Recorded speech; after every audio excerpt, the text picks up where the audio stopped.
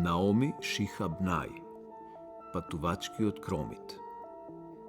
Кога си мислам колку оддалеку кромидот патувал, само за да влезе во моето јадење денес, можам да коленичам и да ги фалбоспевам сите мали заборавени чуда, крцкавата хартија што се лупи на цедилникот, бисерните пластови во мазна согласност, начинот на кој ножот навлегува во кромидот и кромидот се разделува на ситни парченца, една откриена историја.